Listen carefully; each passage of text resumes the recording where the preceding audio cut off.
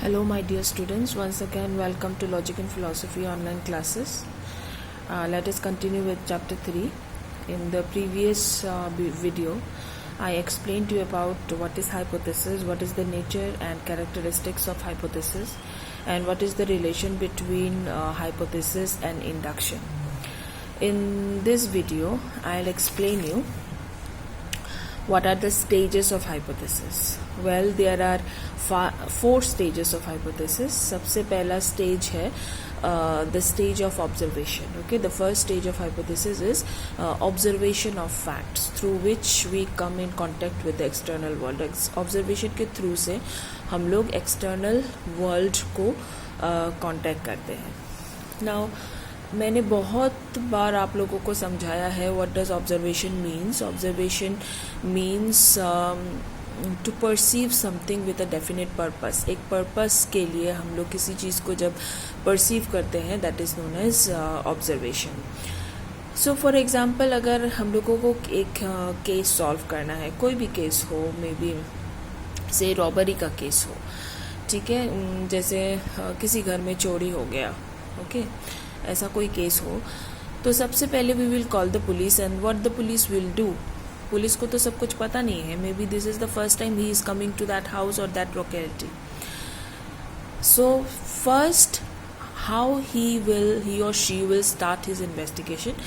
He or she will start his investigation with the help of the first stage of hypothesis, that is known as observation.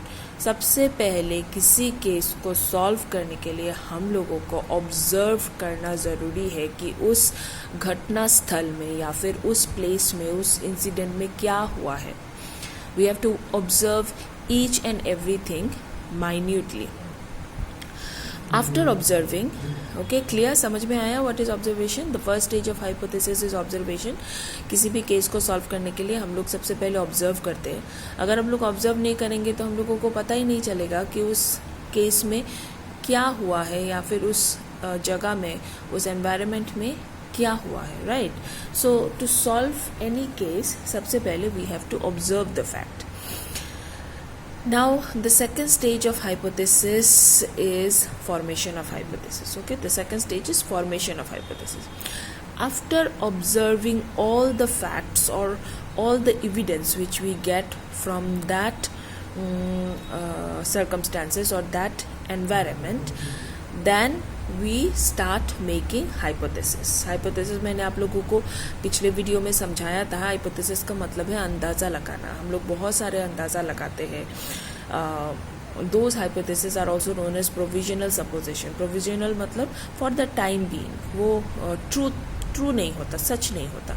For the time being, जब हमारे पास एक case को solve करने के लिए कोई रास्ता नहीं होता है, then we start making hypothesis कि शायद ऐसा हुआ होगा, शायद ऐसा हुआ होगा. Okay, that is known as hypothesis. हम लोग अंदाज़ा लगाते हैं, बहुत सारे अंदाज़ा लगाते हैं. So the second stage is after observing all the facts, all the evidence, we start forming hypothesis with the help of the material supplied by the observation. Observation जो materials हम लोगों को supply करता है, with the help of those materials our mind start framing ideas regarding the cause of the incident. मतलब हमारे जो mind है, with the help of the materials जो हम लोगों को observation के थ्रू मिलता है, उस मटेरियल को यूज़ करके हमारा जो माइंड है, it start making hypothesis regarding the cause of the incident. मतलब वो रॉबरी का केस हो या कोई भी केस हो, उसका तो कोई कॉज होगा, किसने किया है, that is the cause. To find out the cause our mind start making hypothesis. So this is the second stage of hypothesis. With the help of observation we make so many hypothesis. मतलब बहुत सारा अंदाज़ा हम लोग लगाते हैं. Okay, those hypothesis are known as provisional supposition. Provisional supposition मतलब जो सर्टेन नहीं है. Okay, that which is not certain but it is only provisional for the time being, which may change in future. Okay, that is called hypothesis or formation of hypothesis. So the second stage of hypothesis is formation of hypothesis.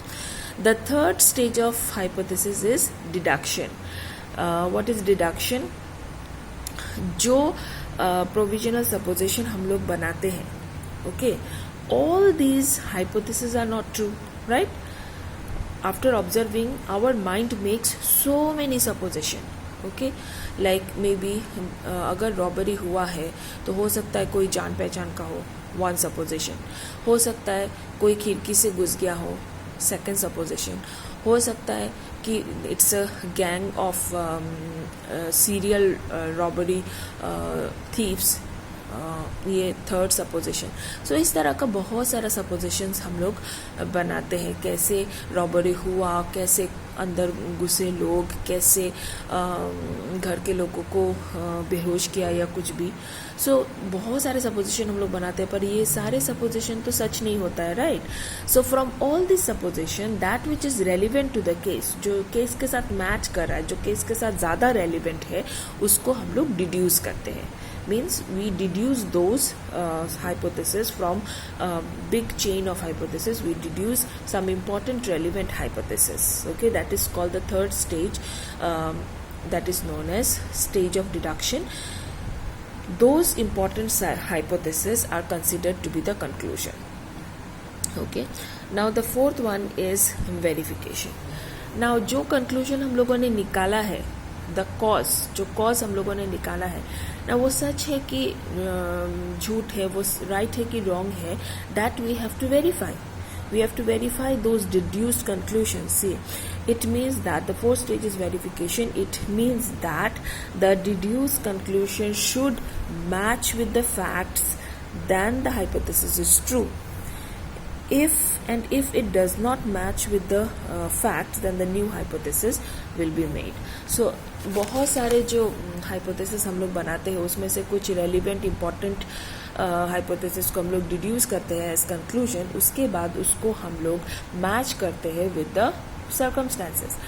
अगर वो उस facts के साथ, circumstances के साथ match होता है और हमारा केस सॉल्व होता है, then the hypothesis is true.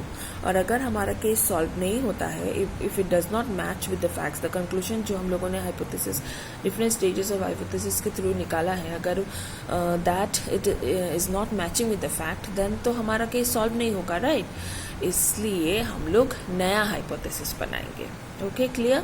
So there are 4 stages of hypothesis. सबसे पहला, the first stage is observation, then formation of hypothesis, then deduction and then verification.